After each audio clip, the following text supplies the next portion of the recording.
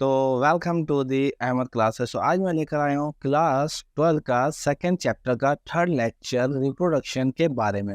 तो रिप्रोडक्शन का ये थर्ड टॉपिक है female reproductive organ and female reproductive system के बारे में। तो इससे रिलेटेड जो भी दो पिछले मैंने लेक्चर्स बनाए थे उसका लिंक नीचे डिस्क्रिप्शन बॉक्स में मौजूद है। चलिए शुरू करते हैं। तो जैसा कि अब हम आ चुके हैं हमारे स्क्रीन पर आप देख सकते हैं जो हमारा मेन टॉपिक है फीमेल रिप्रोडक्टिव सिस्टम। तो इसका एक 3D फिगर यहाँ पर बना हुआ है और इस फिगर में आप देख सकते हैं ये है यूटेराइन ट्यूब, जिसको हम लोग फैलोपियन ट्यूब के नाम से भी जानते हैं। साथ ही साथ यहाँ पर मौजूद है ovaries. Ovaries are the primary sex organ. जैसा कि मेल में जो सेक्स ऑर्गन थे वो थे testis, because they produce the gametes, और हमारे रिप्रोडक्शन के लिए गैमेट्स ही सबसे ज़्यादा ज़रूरी है। तो गैमेट्स बनाने वाले ऑर्गन्स को हम लोग प्राइमरी ऑर्गन्स कहते हैं। वहीं पे जो रिमेन ऑर्गन्स होते हैं जो इस प्रोसेस को कंप्लीट करते हैं उनको हम लोग एक्सेसरी ऑर्गन्स कहते हैं।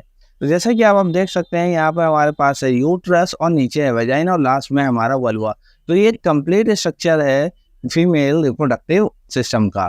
तो यहाँ पे अगर आप बात करेंगे तो फीमेल रिप्रोडक्टिव सिस्टम के बारे में, तो हम आपको बता दें कि female reproductive system is a complex and intricate system responsible for the production and the maturation of the female gametes. यहाँ पे फीमेल के गैमेट्स का फॉर्मेशन होगा, उसका मैचुरेशन होगा, और ये कंबाइंड प्रोसेस होती है जो इंट्रिकेट मतलब इंटीग्रेटेड होती है। अब अगर हम आगे बात करें तो as well as nourishment the development of the foetus during the pregnancy, और यहीं पर यूटस में प्रेगनेंसी के दौरान फीटस का डेवलपमेंट भी होगा।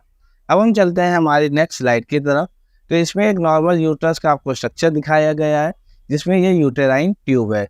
इस यूटेराइन ट्यूब को अगर आप देखेंगे तो ये वन पेयर होती हैं, और साथ ही साथ जो प्राइमरी सेक्स ऑर्गन ओवरीज हैं ये भी वन पेयर होती हैं। अब हर मंथ ओवरी से एक ही एग रिलीज होता है, और वो कोई भी ओवरी रैंडमली हो सकती है, और ये प्रोसेस उनके अंदर स्टार्ट होती है after the age of puberty. तो ये एक मेंस्ट्रुअल साइकिल की प्रोसेस के दौरान होता है। अब हम बात करेंगे यहाँ पर नीचे ये यूटस, ये पूरा जो इन्वर्टेड पेयर शेप स्ट्रक्चर है इसको हम लोग यूटस बोलते हैं। सबसे नीचे एक ओपनिंग होती है जिसका नाम है सर्विक्स। साथ ही साथ सबसे लास्ट में एक लॉन्ग ट्यूब होती है जिसको हम बोलते हैं वेजाइना। अब यहाँ पर जो इसकी वॉल है, इसकी वॉल को 3 लेयर में डिवाइड किया जाता है, पेरीमेटियम, मायोमेटियम और एंडोमेटियम। अब अगर हम इसके बारे में बात करेंगे आपसे तो female reproductive system consist of the several key organs like including the ovaries. These are the primary sex organs like the fallopian tubes, uterus, cervix and vagina are known as accessory organs. These structures work together to facilitate the production and the maturation of the female gametes, और यहीं से female के gametes के maturation में और fusion में help होती है। As support the development of a foetus during pregnancy, और इसी यूट्रस के अंदर, इसी कैविटी के अंदर यहाँ पर पूरे बेबी का डेवलपमेंट होगा। अब हम आगे बोलते हैं हमारे oogenesis। oogenesis क्या? oogenesis एक प्रोसीजर होता है जिसमें फीमेल के गैमेट्स का फॉर्मेशन होगा। ये फीमेल के गैमेट्स का फॉर्मेशन ओवरी के अंदर होता है। अब ये 3 स्टेज में कंप्लीट होगा। Number 1 follicle development, number 2 meiosis and number 3 ovulation. सबसे पहले हम डायग्राम को अगर देखेंगे तो यहाँ पर है oogoनियम। ये oogoनियम फीमेल के अंदर इनसाइड द वॉर्म भी ये क्रिएट हो जाती हैं। ये दुनिया में आने के बाद नहीं होती, जबकि मेल्स में ऐसा नहीं होता। मेल के अंदर जो स्पर्मेटोगोनियम बनती हैं वो दुनिया में आने के बाद बनती हैं, लेकिन फीमेल के अंदर जितनी भी बनी होती हैं ड्यूरिंग द वॉर्म भी ये बन जाती हैं। उसके बाद इनका फॉर्मेशन नहीं, सिर्फ मल्टीप्लिकेशन होता है। फिर उसके बाद आएगी प्राइमरी oocyte जिसकी होगी मियोसिस फर्स्ट। तो ये मियोसिस होने के बाद यहाँ पर 2 सेल तैयार हो जाएंगी जो अनइक्वल इन साइज होंगी। तो फीमेल का जो oogenesis है ये अनइक्वल डिवीजन भी कहलाता है। साथ ही साथ जो यहाँ पर तैयार होगा वो होगा सेकेंडरी oocyte और बनेगी प्राइमरी पोलर बॉडी। इसके बाद अगर हम बात करेंगे तो ये दोबारा मियोसिस सेकंड करेगा जो जस्ट लाइक अ माइटोसिस होगी। मियोसिस की हम बात करें तो it is a type of cell division in which one mother cell divided into 2 daughter cells and these 2 daughter cells further divided into 4 daughter cells. In the first step it is divided by the number of chromosomes just become half, but in the second is no chromosomal change happen. तो अब हम आगे बात करेंगे तो ये ovum है। यहाँ पे टोटल हमारे पास एक ओवम बनेगी और 3 प्राइमरी और 3 हमारे पास पोलर बॉडी होंगी। तो याद रखिएगा इस तरीके से हमारे पास प्रोसेस तैयार होती है। अब यहीं पर ये ओवम रिलीज होगा जिसको हम बोलेंगे ओव्यूलेशन। दिस ओव्यूलेशन, अब ये ओव्यूलेशन फीमेल की मेंस्ट्रुअल साइकिल के दौरान हो। यहाँ पर mid of the menstrual cycle 14 day को ही ये ओवम का रिलीजमेंट होगा जिसको हम बोलेंगे ओव्यूलेशन। अब अगर हम बात करेंगे ओवरीज के बारे में तो याद रखिएगा यहाँ पर ओवरीज में प्रीमोर्डियल फॉलिकल्स होती हैं जो इमेच्योर एग सेल्स और oocyte से तैयार होती हैं ग्रोथ और डेवलपमेंट के थ्रू, और इस प्रोसेस को आप बोलोगे oogenesis। वहीं पर आएगा meiosis एंड मैचुरेशन, जहाँ पे oocytes अंडरगो करेंगी and a specialized cell division that reduces the chromosome count by half and resulting a mature egg cell। वहीं पर एक कंप्लीट egg cell हमारे पास तैयार हो जाएगी, यहाँ पे number of chromosome already half हो चुके होंगे। नेक्स्ट आता है हमारे पास ओव्यूलेशन। तो ovulation, at ovulation the mature egg is release from the ovary and travels through the fallopian tube where it may be the fertilised by a sperm. जहाँ पर ये फर्टिलाइज होगा वहीं पर हमारा जाइगोट का फॉर्मेशन होगा, और अगर ये फर्टिलाइज नहीं होता है तो during the menses it will goes out from the body. तो ये बॉडी से बाहर निकल जाएगा ड्यूरिंग दी मेंसेस। तो याद रखिएगा, जब तक एग फ्यूज नहीं होगा तब तक वो फर्टिलाइजेशन नहीं होगा, और अगर ऐसी प्रोसेस नहीं होती है तो ड्यूरिंग द मेंसेस ये प्रोसेस के थ्रू, ब्लीडिंग के थ्रू बॉडी से बाहर निकल जाएंगे। अब हम आते हैं हमारी next procedure, insemination. Sperm mail sperm बने, ओवम फीमेल के अंदर बनी, दोनों का फ्यूजन होना है। तो फ्यूजन होने के लिए स्पर्म का फीमेल की बॉडी में इंसर्ट कराना जरूरी है, और स्पर्म का फीमेल की बॉडी में जाना ही इंसेमिनेशन कहलाता है। सबसे पहले हम बात करेंगे स्पर्म डिलीवरी। ये एक नेचुरल प्रोसीजर है जिसको हम लोग बोलते हैं सेक्सुअल इंटरकोर्स या कॉपुलेशन। अब इंसेमिनेशन एक प्रोसेस होगी जिसमें हम डिपॉजिट करेंगे स्पर्म को फीमेल की रिप्रोडक्टिव ट्रैक्ट में, जो यूजुअली सेक्सुअल इंटरकोर्स के थ्रू होता है और फैसिलिटेट करता है फर्टिलाइजेशन ऑफ एग को। अब समटाइम किसी भी मेल्स के अंदर ये प्रॉब्लम्स आ जाती हैं कि वो स्पर्म काउंट कम होता है, या उसके अंदर इतनी स्पर्म की एबिलिटी नहीं होती तो कि वहाँ तक रीच कर सके।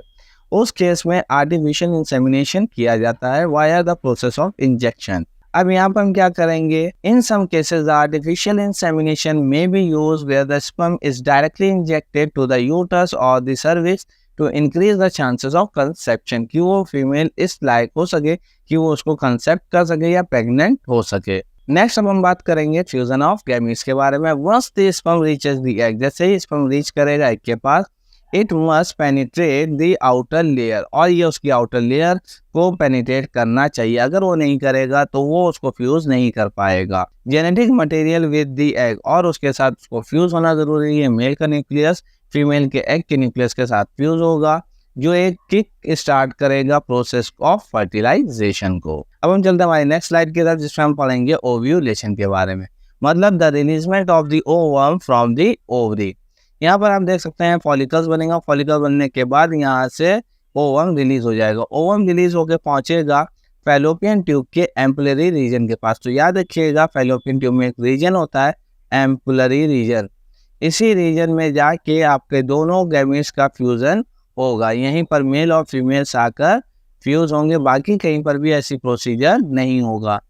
अब बात करेंगे तो जैसे ही यहाँ पे जाइगोट बनेगा, जाइगोट बनने के बाद ये मल्टीप्लाई होगा, 1 से 2 सेल, 2 से 4, 4 से 8, 8 से 16, 16 से 32, 32 से 64, 128 से से लास्ट स्टेज हमारी बनती है ब्लास्टोमेयर की। तो याद रखिएगा, ब्लास्टोमेयर बनने के बाद ही इम्प्लांटेशन होगा।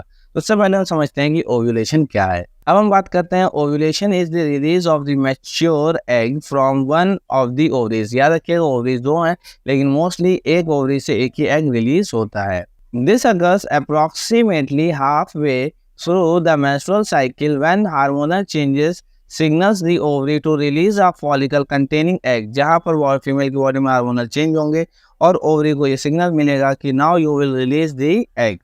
जब तक कि हार्मोनल चेंजेस नहीं होते हैं तब तक एग का रिलीजमेंट नहीं होता है, और ये प्रोसीजर स्टार्ट ही तब होता है जब फीमेल के अंदर की स्टेज कंप्लीट होती है आफ्टर द प्यूबर्टी, और उसी टाइम पर उनके अंदर एक साइकिल स्टार्ट होती है जिसको हम लोग बोलते हैं मेंस्ट्रुअल साइकिल, जो मल्टीपल फेजेस में कंप्लीट होती है, जो मैं आपको नेक्स्ट स्लाइड में पढ़ाऊंगा। तो अभी मैं समझते हैं हम लोग कि एग कैसे पहुंचेगा। तो बात करेंगे, the egg then travel down the fallopian tube where it may be the fertilised by the sperm, और जो जाके यहाँ पर फर्टिलाइज होगा। फर्टिलाइजेशन तभी कंप्लीट माना जाएगा जब जाइगोट का फॉर्मेशन होगा। अब हम चलते हैं नेक्स्ट स्लाइड की तरफ कि मेंस्ट्रुअल साइकिल क्या है और उसमें क्या क्या चेंजमेंट आते हैं। तो menstrual cycle first of all 4 phase में कंप्लीट होगी। मेंस्ट्रुअल फेज, जिसको हम लोग मेंसेस भी बोलते हैं, फॉलिकुलर फेज, देन आएगा ओव्यूलेशन एंड देन आएगा ल्यूटियल फेज। इसी फेज में सारा हार्मोनल चेंज होगा। यहाँ पर 4 हार्मोन निकलेंगे, टेस्टोस्टेरोन, प्रोजेस्टेरोन, ल्यूटिनाइजिंग हार्मोन और फॉलिकुलर स्टिमुलेटिंग हार्मोन, जिसमें से ये जो 2 हार्मोन निकलेंगे आपके LH और FSH, ये निकलते हैं आपके पिट्यूटरी ग्लैंड से। वहीं पर अगर हम बात करेंगे प्रोजेस्टेरोन और टेस्टोस्टेरोन, ये रिलीज होते हैं आपकी फीमेल की यूट्रस से। तो यहीं पे इस बीच हमने आपको फिगर देख सकते हैं कि यहाँ पर किस तरीके से चेंजमेंट हो रहा है। तो सबसे पहले हम बोलते हैं मेंस्ट्रुअल फेज में क्या होगा, जिसको हम लोग मेंसेस भी कहते हैं। अब हम बात करेंगे menstrual cycle begins with the shedding of the uterine lining resulting in the vaginal bleeding that typically last 3 to 7 days. जैसा कि आप देख सकते हैं ये 3 to 7 डेज की साइकिल है, जहाँ पर फीमेल की बॉडी की जो यूटेराइन की वॉल है वो शेड हो रही है। यहाँ पर आप देख सकते हैं यहाँ पर इसका लेवल जो हो रहा है वो कॉन्टिन्यूसली डिक्रीज हो रहा है। इसी दौरान जितना भी उनकी बॉडी के अंदर कंटेंट होता है वो बॉडी वेस्ट की फॉर्म में बॉडी से बाहर निकल जाता है, जिसको ब्लीडिंग या मेंसेस भी कहते हैं। नेक्स्ट अगर हम बात करेंगे फॉलिकुलर फेज, ये फॉलिकुलर फेज 7 से 14 दिन की होती है। याद रखिएगा 7 to 14 डेज की ये फॉलिकुलर फेज होगी, जिस दौरान फॉलिकल का फॉर्मेशन यहाँ पर आपको होता हुआ दिखेगा। जैसा कि आप स्क्रीन पर देख सकते हैं इसी दौरान ये फॉलिकल बन रहे हैं। अब हम बात करते हैं following menstrual follicles in the ovary begin the mature and oestrogen level rise preparing the uterus for implantation. इसी दौरान आप देख सकते हैं जो हमारा एस्ट्रोजन का लेवल है वो भी इंक्रीज होता जा रहा है। यह है एस्ट्रोजन का लेवल जो इंक्रीज हो रहा है। नेक्स्ट अगर हम बात करेंगे ओव्यूलेशन, और जैसे ही आप देख सकते हो 14th डे में यहाँ पर ओवम में से ओवरी से ओवम का रिलीजमेंट होता है, इसी को हम लोग बोलते हैं ovulation. Around the day of the 14 a cycle of mature egg release from the ovary triggering a surge in the luteinizing hormone level. और इसी दौरान आप ऊपर अगर आप देखेंगे तो ल्यूटिनाइजिंग हार्मोन का लेवल भी टॉप पर होता है। अब हम बात करते हैं 4th स्टेज के बारे में, ये कहलाती है luteal phase. After the ovulation the empty follicle transform into the corpus luteum. और अगर आप देखेंगे यहाँ पर ध्यान से तो यहाँ पर ये कार्पस लूटियम में कन्वर्ट हो जाएगा एग के रिलीज होने के बाद। आगे अगर आप बात करेंगे तो ये प्रोड्यूस करेगा प्रोजेस्टेरोन को, जो प्रिपेयर करेगा यूट्रस को इम्प्लांटेशन। तभी यहाँ पर आप देख सकते हैं इस दौरान पर ही जैसे ही ये कार्पस लूटियम बनेगी इसके अंदर हार्मोनल लेवल प्रोजेस्टेरोन का लेवल हाई हो जाएगा। तो ये था आपका मेंस्ट्रुअल साइकिल, और इसी तरीके से टोटल 28 से 30 दिन की ऑन एन एवरेज साइकिल होती है जो फीमेल के अंदर हर मंथ होती रहती है। अब हम चलते हैं हमारी नेक्स्ट स्लाइड की तरफ, दैट इज कॉल्ड फर्टिलाइजेशन। अब फर्टिलाइजेशन में क्या होगा? फर्टिलाइजेशन वो प्रोसीजर है जिसमें स्पर्म का फ्यूजन होगा और ये फ्यूजन होने के बाद जाइगोट का फॉर्मेशन होगा। अब हम देखते हैं fertilisation occurs when a sperm is successfully penetrate and fuse with the egg cell. अगर जब तक कि ये फ्यूज नहीं होगा तब तक फर्टिलाइजेशन के चांसेस नहीं है।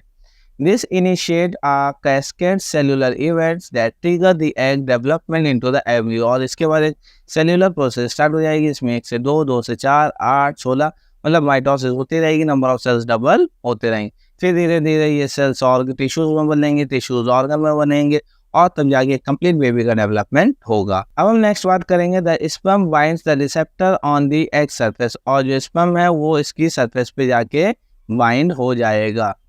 अब आगे क्या होगा? Activating the signalling the pathway that allow the sperm to pass through the egg's protective layer. और वो इसको ब्रेक करने की कोशिश करेगा। ब्रेक करने के बाद जेनेटिक मटेरियल को एग के फ्यूज के साथ फ्यूज कर लेगा। ये मेल का स्पर्म होगा और इस स्पर्म में होगा मेल न्यूक्लियस जो डायरेक्टली फीमेल के अंदर जाके फीमेल के न्यूक्लियस को फ्यूज करेगा। अब हम चलते हैं हमारी नेक्स्ट स्लाइड की तरफ जिसमें हम बात करेंगे इम्प्लांटेशन। अभी तक आपने पढ़ा oogenesis, इधर आपका ओवम बना, ओवम का रिलीज ओव्यूलेशन, वो पहुंचा फैलोपियन ट्यूब में। उसी दौरान हुआ क्वाइटस, क्वाइटस के थ्रू होने के बाद स्पर्म पहुंचा फैलोपियन ट्यूब में। फैलोपियन ट्यूब के एम्ब्रियो रीजन में दोनों का फ्यूजन हुआ और फ्यूजन होने के बाद बनी सेल। अब ये सेल मल्टीप्लाई होती रहेगी और लगभग 6 to 7 डेज के बाद इम्प्लांटेशन कंप्लीट हो जाता है। मिनिमम 72 आवर्स का टाइम लगता है। अब ये इम्प्लांटेशन होगा क्या? जो यहाँ पर ब्लास्टोमेयर को मैंने पीछे बनाया था वही ब्लास्टोमेयर आगे जाके यूट्रस की वॉल के साथ कनेक्ट हो जाएगा। जैसे कि आप देख सकते हैं ये यूट्रस की वॉल है, इस वॉल का नाम है इंडोमेट्रियम। याद रखिएगा इंडोमेट्रियम से ही ये कनेक्ट होता है, किसी और वॉल से कनेक्ट नहीं होगा। ये जो आप देख रहे हैं इस लेयर का नाम है ब्लास्टोसिस। ये बाहर की जो लेयर आप देख रहे हैं इसका नाम है ब्लास्टोसिस। और अंदर जो है ये है मास ऑफ सेल। इसी मास ऑफ सेल से डेवलप होगा बेबी। अगर मैं बात करूँ थ्योरी की तो थ्योरी में लिखा है the implantation is a process where the fertilised egg or blastocysts embed itself to the uterine lining. This crucial steps mark the beginning of pregnancy and the formation of the placenta which will nourish the developing fetus. और यहीं से placenta का development होगा, उस placenta में development के लिए fluid बनेगा, वो फ्लूइड कॉर्ड में कन्वर्ट होगा और आगे चल के वो पूरे बेबी को 9 मंथ तक ग्रोथ करता रहेगा। अब मैं बात करता हूँ गैस्ट्रेशन की, तो गैस्ट्रेशन एक वो पीरियड है जैसे इम्प्लांटेशन होगा तब से लेकर बेबी के बर्थ तक के पूरे टाइम पीरियड को हम लोग गैस्ट्रेशन कहेंगे। तो जैसे कि आप देख सकते हैं फिगर में, ये है आपका फर्टिलाइजेशन। यहाँ पे मेल स्पर्म ने फीमेल के एग को फ्यूज करा, इसके बाद एक सेल बनेगी सिंगल सेल, इसको हम बोलेंगे जाइगोट। तो याद रखिएगा, ये जाइगोट 1 से 2 सेल, 2 से 4, फिर 8, फिर 16, फिर ब्लास्टोसिस्ट और उसके बाद मल्टीपल लेयर। यही स्टेज है जहाँ वो जाके इम्प्लांट करती है। अब इम्प्लांटेशन होने के बाद यूट्रस की वॉल में 20 हफ्तों के बाद, लगभग 9 मंथ के बाद एक कंप्लीट बेबी का डेवलपमेंट होता है जो ड्यूरिंग द डिलीवरी बाहर आता है। अब हम अगर देखें कि स्टेटमेंट क्या कहता है, the gestation period between the conception and the birth during the fetus develop within the mother's uterus. This remarkable process involves the nourishment and the growth of the growing baby, facilitated by the placenta and the umbilical cord. और ये सारी चीजें मिलकर एक baby को nourish करेंगी। अब आता है, as the fetus develops, it undergoes a series of crucial stages, including the formation of major organs, growth, limbs, facial features, and development of the nervous system. The mother's body undergo the remarkable changes support the growing life. अब देख सकते हैं धीरे धीरे इसमें यहाँ पर different stages आ रही हैं। सबसे पहले फीटस बन रहा है, फीटस में धीरे धीरे लिम्स बने, लिम्स के बाद ऑर्गन बनेंगे और तब जाके कंप्लीट बेबी का डेवलपमेंट होगा। अब हम चलते हैं हमारे नेक्स्ट स्लाइड की तरफ, जो हमें यह बताएगी कि ओवरऑल इस चैप्टर से आपने क्या सीखा। तो यहाँ पर इस लेक्चर का कंप्लीटेशन होता है। मैंने आपसे पहले ही बोला, आपको किसी भी तरीके का कोई भी डाउट हो आप मुझसे नीचे कमेंट सेक्शन में पूछ सकते हैं। पीडीएफ नोट्स के लिए भी आप मुझे कमेंट कर सकते हैं और साथ ही साथ इस रिलेटेड जो भी और भी वीडियोस हैं उसके लिंक नीचे डिस्क्रिप्शन बॉक्स में मौजूद है। तो हम देखते हैं हमारी लास्ट स्लाइड क्या कहती है। तो हमारे हैं कि टेक अवेज, हमने क्या क्या सीखा। First of all comprehensive understanding हमको मिली है, इससे मेंस्ट्रुअल साइकिल की इंफॉर्मेशन मिली है, मिरेकुलस फर्टिलाइजेशन के बारे में पता चला है और होलिस्टिक एप्रिसिएशन भी हम इसको करते हैं। The female reproductive system is a complex and interconnected network of the organs and the process that work together to enable the fertility conception of the foetal development. ये सारी चीज़ें हमें मिलेगी, how these are connected each other, how they are developing and what are the process are necessary for this process. अब आगे हम बात करेंगे tracking the phase of the menstrual cycle provide the valuable information about the women reproductive health and can aid a family planning. और इसी के साथ साथ हम फैमिली प्लानिंग के बारे में भी पता कर सकते हैं। अब आप सोचेंगे मैंने फैमिली प्लानिंग के बारे में कहीं बताया नहीं, फैमिली प्लानिंग यहीं पर मेंस्ट्रुअल साइकिल में ही हिडन थी। अगर हम बात करें फैमिली प्लानिंग की तो आपके माइंड में ये आएगा तो कि सर ने तो ऐसा कुछ बताया ही नहीं है। तो मैं आपको बता दूं, मेंस्ट्रुअल साइकिल से ही काफ़ी कुछ इन्फॉर्मेशन निकाल सकते हैं कि which time period is suitable for the pregnancy. जैसे कि मैंने आपको बताया 14 डेज में ओव्यूलेशन होगा, उसी दौरान प्रेगनेंसी के चांसेस सबसे मेजर होते हैं। प्रेगनेंसी इसके 7 डेज, उसके 7 डेज बिफोर और अर्लियर आदि सेफ। इस दौरान अगर कॉपुलेशन किया जाए तो कोई भी चांसेस प्रेगनेंसी के नहीं होते हैं। तो इससे फैमिली प्लानिंग की हमें ये इन्फॉर्मेशन मिलती है। नेक्स्ट आता है miraculous fertilisation, the fusion of sperm and the egg following the remarkable implantation gestation process is a true marvel of a human biology, जिसमें आपने देखा एक छोटा सा सेल, मेल का स्पर्म फीमेल का एग, दोनों का फ्यूजन होता है, फिर सिंगल सेल बनती है, फिर मल्टीपल सेल बनती है, फिर टिश्यू ऑर्गन। तो एक मिरेकुलस प्रोसेस होती है जिससे हमें ऑर्गन्स और पूरी प्रोसेस के बारे में पता चलता है। नेक्स्ट आता है understanding the female reproductive system as a whole from ovulation childbirth highlight amazing the capacities of the female body. और ये सारी चीज़ें हमें इससे मिलती हैं। तो हम आपसे मिलेंगे नेक्स्ट वीडियो में।